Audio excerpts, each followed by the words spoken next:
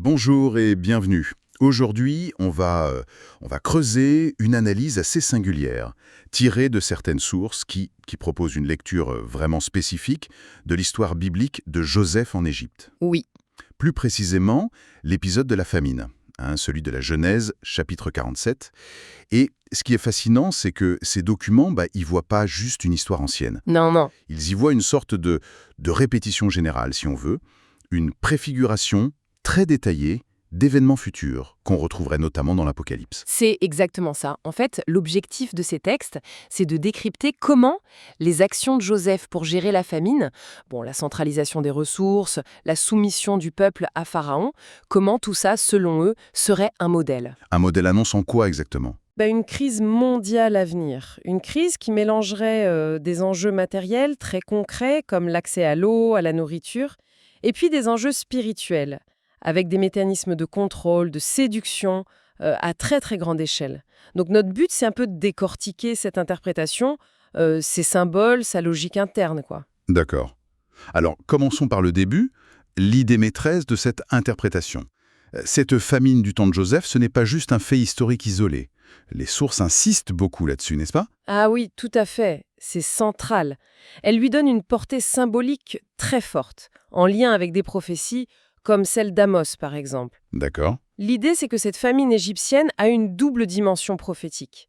D'une part, elle annoncerait une future famine, physique, mondiale, des pénuries d'eau, de nourriture généralisées. Ok, ça c'est la partie matérielle. Voilà. Mais d'autre part, et c'est peut-être là le point le plus marquant de cette lecture, elle préfigurerait une famine spirituelle. Les textes s'appuient sur Amos, chapitre 8, qui parle d'une faim et d'une soif, mais pas de pain ou d'eau. Ah oui, une faim de quoi alors? Une faim et une soif d'entendre les paroles de l'Éternel. Une époque où, en gros, la guidance divine deviendrait très difficile à trouver, à percevoir. Je vois. Et il y a aussi cette mention de la détresse de Joseph chez Amos. Comment ça s'intègre là-dedans? C'est un avertissement personnel ou? Alors, dans la perspective de ces sources, cette référence à la détresse de Joseph, donc Amos 6.6, c'est interprété comme un signe avant-coureur de cette crise globale, à la fois physique et spirituelle. D'accord. Et le raisonnement qui est développé ensuite, il est assez direct. Cette situation de double pénurie, matérielle et spirituelle, elle serait exploitée. Et exploité par qui ou comment? Les documents avancent que la figure de Satan utiliserait le contrôle de l'accès à l'eau et à la nourriture comme un levier. Un levier pour asservir l'humanité. Un levier pour pousser les gens à accepter quelque chose en échange de leur survie, c'est ça? Précisément. L'interprétation qui nous est donnée, c'est que cette pression mènera à l'acceptation de ce que l'Apocalypse nomme la marque de la bête. Le fameux 666. Oui, souvent associé à ce nombre. Accepter cette marque deviendrait alors la condition sine qua non pour pouvoir acheter, vendre et donc pour survivre au quotidien. On touche là à des identifications symboliques qui sont vraiment au cœur de l'analyse de ces documents. Pharaon et Joseph ne sont plus vus comme de simples personnages historiques. Non, ils deviennent des archétypes. Des archétypes de figures prophétiques de l'Apocalypse. Vous pouvez nous éclairer un peu là-dessus? Oui, c'est un point absolument clé. L'Apocalypse décrit deux figures principales, souvent appelées les bêtes. La première, c'est la bête qui monte de la mer, dans Apocalypse 13. Oui. Elle est généralement interprétée comme un pouvoir politique mondial, dominateur, parfois identifié à l'Antichrist. Les sources qu'on étudie, elles identifient Pharaon, le souverain tout-puissant d'Égypte, à cette première bête. D'accord. Pharaon égale bête de la mer. Et Joseph alors? Parce que là, l'interprétation est peut-être plus surprenante par rapport à l'image qu'on a de lui. Oui, c'est là que ça devient particulier. L'Apocalypse parle aussi d'une seconde bête. Elle monte de la terre. Elle agit au service de la première bête. Elle fait de grands prodiges pour séduire les gens. Et elle les pousse à adorer la première bête, c'est ça? Exactement. Cette seconde bête est souvent associée à un pouvoir religieux ou idéologique, mais trompeur. On l'appelle parfois le faux prophète. Ces sources identifient Joseph à cette seconde bête, celle qui monte de la terre. Ah oui, quand même. C'est une lecture assez radicale de Joseph. Il ne serait plus le sauveur de sa famille et de l'Égypte, mais une figure préfigurant le faux prophète. Comment ces sources justifient ce parallèle? Alors, elle s'appuie sur le rôle très concret de Joseph en Égypte. Il agit au nom de Pharaon, c'est son administrateur en chef en quelque sorte. Oui, C'est lui qui met en place tout le système qui permet de centraliser toutes les ressources, l'argent, le bétail, les terres, et même les personnes sous l'autorité de Pharaon. d'accord. Le parallèle est ensuite fait avec Apocalypse 13, les versets 11 et 12. Il est dit que la bête de la terre exerce toute l'autorité de la première bête, celle de la mer, en sa présence. Et surtout qu'elle fait que la terre et ses habitants adorent la première bête. Donc si je suis bien la logique de ces textes, le fait que les Égyptiens deviennent étape par étape les serviteurs de Pharaon grâce à l'action de Joseph, C'est vu comme le miroir parfait, le schéma directeur de la manière dont les peuples du monde, à la fin des temps, seraient amenés à adorer la bête de la mer, le pouvoir mondial antichristique, sous l'influence et par les actions de la bête de la terre. le pouvoir idéologique ou religieux trompeur. C'est ça. L'instrument utilisé par Joseph, c'est la nourriture. L'instrument utilisé par la bête de la terre, ce serait le contrôle des ressources vitales conditionné par l'adoration de la première bête. Ce mécanisme de contrôle, justement, il est décrit très précisément dans la Genèse. On peut peut-être rappeler les étapes. Parce que les sources y voient vraiment un plan détaillé. Comment Joseph procède face à la famine qui s'aggrave? Oui, c'est une séquence très nette, en 3 temps forts dans Genèse 47. D'abord, tant que les gens ont de l'argent, Joseph vend le blé des greniers de Pharaon contre cet argent. Et tout l'argent d'Égypte et de Canaan finit par arriver dans les coffres de Pharaon. D'accord. Première étape, centralisation de l'argent. Mais l'argent, il finit par manquer. C'est quoi la suite? Alors là, les Égyptiens, ils sont affamés, ils viennent voir Joseph. Ils lui disent en gros, notre argent est épuisé, mais donnez-nous du pain, ne nous laissez pas mourir devant vous. La détresse totale. Oui. Et Joseph répond, si l'argent manque, donnez votre bétail et je vous donnerai du pain en échange.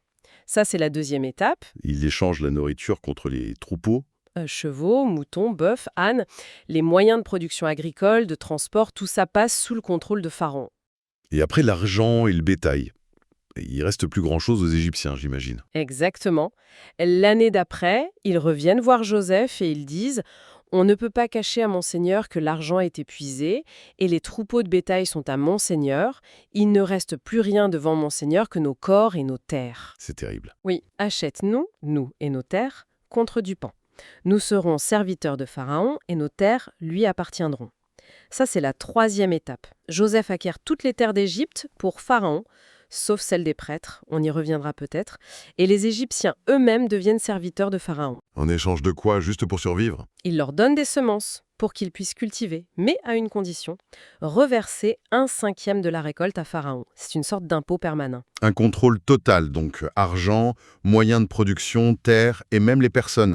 Et c'est cette séquence que les sources qu'on analyse considèrent comme le modèle opérationnel de la fin des temps. Précisément, elles y voient le plan détaillé, le mode d'emploi en quelque sorte de la manière dont la bête de la terre, symbolisée par Joseph, utilisera une crise mondiale, famine, physique et spirituelle, pour amener les gens à accepter l'autorité de la bête de la mer, Pharaon, et sa marque. Et l'accès aux biens essentiels? Effectivement, acheter et vendre serait rendu impossible sans cette marque 666, qui signifierait l'allégeance totale à ce système. Mais les sources, elles ne s'arrêtent pas à cette analyse économique et politique, si je comprends bien. Elles ajoutent une couche d'interprétation spirituelle à chaque étape de cet échange en Égypte. Tout à fait, il y a une lecture spirituelle qui est superposée. Parlons-en. L'argent, par exemple, quelle signification lui est donnée dans ce cadre? Alors, dans cette lecture, l'argent est directement lié à Mammon, l'amour des richesses matérielles, l'idolâtrie de l'argent. Échanger son argent contre le pain de vie, symboliquement bien sûr, ça signifierait reconnaître que toutes les richesses appartiennent en réalité à Dieu. Renoncer à l'idolâtrie de l'argent pour choisir Dieu, en somme. C'est ça. Une référence est faite à l'impossibilité de servir Dieu et Mammon en même temps. Il faut choisir. Intéressant. Et pour le bétail, quelle est la symbolique avancée? C'est moins évident peut-être. Le bétail, ça représenterait notre nature animale ou bestiale. Notre nature pécheresse, quoi. Les passions, les instincts égoïstes, la violence parfois. Donner son bétail en échange de la nourriture vitale, ça symboliserait alors le renoncement à cette nature pécheresse. Une sorte de mort à soi-même? Oui, le désir de la mettre à mort spirituellement pour recevoir, en échange, une vie nouvelle, une vie transformée par l'Esprit Saint. C'est l'idée. C'est une interprétation assez profonde, effectivement. Et finalement, l'échange des terres et des corps. Là, on arrive au bout du processus. Oui, ça représenterait l'offrande totale de sa vie, de son être entier, à Dieu. Le fait de devenir serviteur de Pharaon, dans le récit, est réinterprété spirituellement comme devenir serviteur de Dieu. Donc donner sa vie entière. Exactement. La terre et le corps, qui viennent tous les deux de la poussière, les sources insistent là-dessus, peut-être avec une connotation spécifique liée à la langue coréenne d'ailleurs. Le mot huk, H-U-K mentionné, ça symbolise cette existence terrestre qu'on offre entièrement à Dieu, comme un sacrifice vivant, pour reprendre une expression biblique. D'accord. Cette période de contrôle intense, de choix aussi radicaux, c'est clairement associé dans les documents à ce que la Bible appelle la Grande Tribulation. Comment ces textes décrivent cette période? Est-ce que c'est juste une question de survie matérielle, de famine? Non, loin de là. C'est décrit en citant Matthieu 24 comme une époque de détresse, absolument sans précédent dans l'histoire humaine. Pire que tout ce qu'on a connu? C'est l'idée. Mais la dimension la plus dangereuse, d'après ces sources, ce serait la séduction spirituelle massive. Elles insistent beaucoup sur les avertissements de Jésus concernant l'apparition de faux Christ et de faux prophètes. Qui ferait quoi, ces faux prophètes? Eh bien, ils accompliraient des signes et des prodiges spectaculaires, des miracles vraiment, dans le but d'égarer, de tromper, si possible, dit le texte, même les élus, même ceux qui sont sincèrement croyants. Des prodiges comme ceux attribués à la bête de la terre dans l'Apocalypse. Faire descendre le feu du ciel, ce genre de choses. Exactement, ce type de manifestation, oui. L'Apocalypse chapitre 13 et aussi la deuxième épître aux Thessaloniciens chapitre 2 parlent de miracles, signes et prodiges mensongers, des choses spectaculaires opérées par cette puissance adverse pour fasciner et tromper les habitants de la terre. Il est poussé à adorer la première bête. C'est ça, le but final de la séduction. Et les textes situent-ils un événement déclencheur précis pour cette phase vraiment intense de la tribulation? Oui, il pointe vers ce que Jésus appelle l'abomination de la désolation, mentionnée dans Matthieu 24. Et que l'apôtre Paul décrit? Comme l'homme impie ou le fils de la perdition, celui qui ira jusqu'à s'asseoir dans le temple de Dieu en se proclamant Dieu lui-même. Ça, c'est dans 2 Thessaloniciens 2. Cet acte sacrilège marquerait le début de quoi, exactement?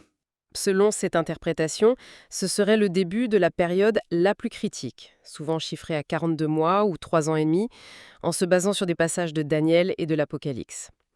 Et pendant cette période, l'adoration de la bête deviendrait une exigence explicite, forcée. Mais qu'est-ce qui pousserait les gens à franchir ce pas, adorer cette bête? Au-delà de la fascination pour les miracles, est-ce qu'il y a d'autres raisons évoquées? Oui, des motivations très concrètes sont mises en avant dans les sources. 3 raisons principales, en fait. Lesquelles? Premièrement, la séduction par les prodiges, on en a parlé. Deuxièmement, la peur, tout simplement la peur de mourir.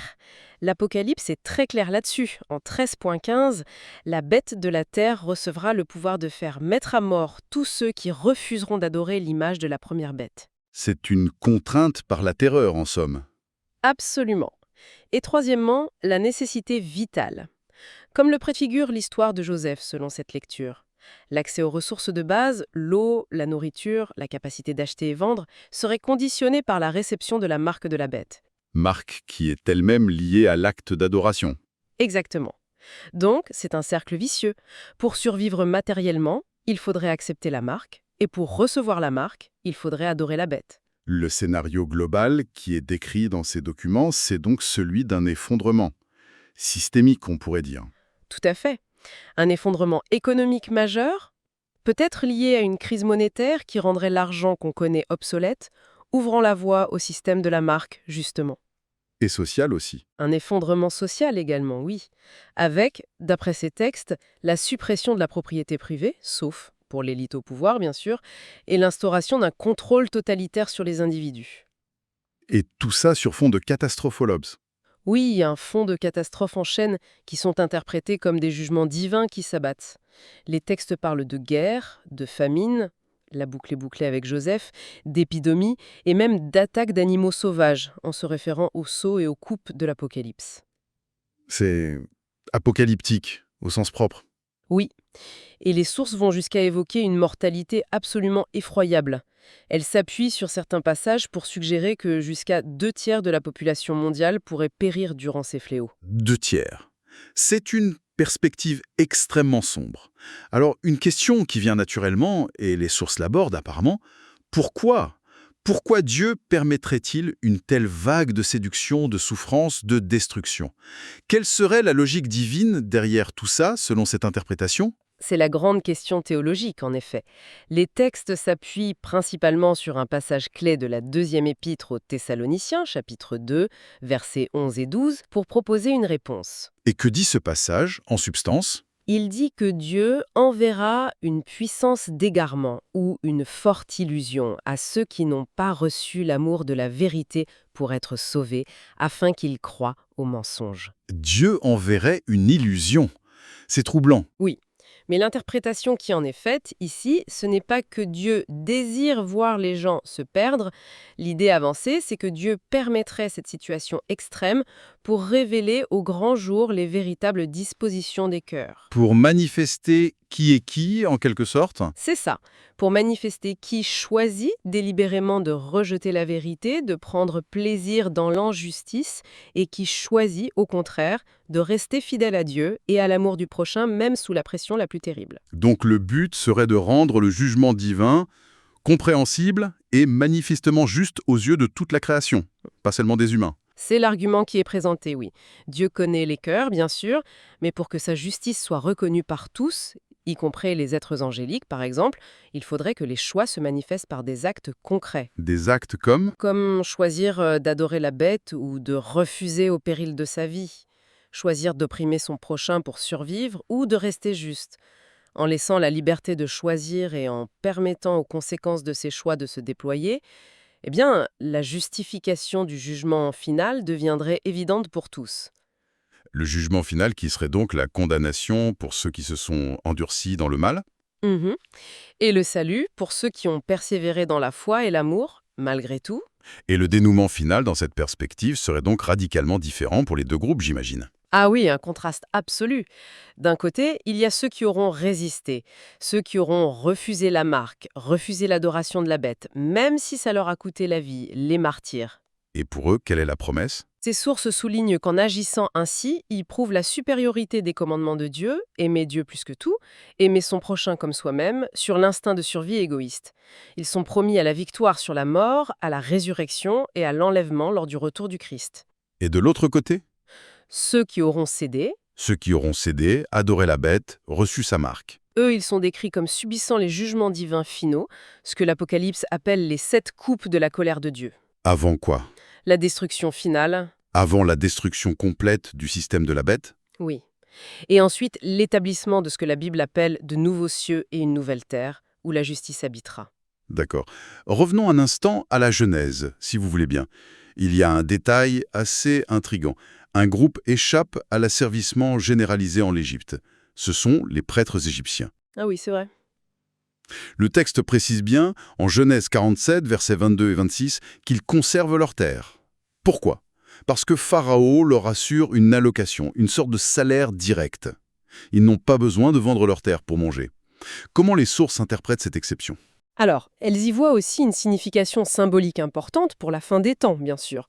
Ces prêtres égyptiens, qui sont nourris directement par Pharaon et qui sont donc exemptés des difficultés que subit le peuple, eh bien, ils représenteraient l'élite ou les collaborateurs zélés au service direct du système de la bête à la fin des temps. Ceux qui profitent du système, en quelque sorte. Oui, et plus encore, ils ne subiraient pas les pénuries, mais ils seraient même les agents actifs de ce système de contrôle. Les exécutants. Et la nourriture, mais par extension, on peut imaginer la force militaire ou policière qui va avec pour contraindre le reste de la population à se soumettre. À adorer la bête.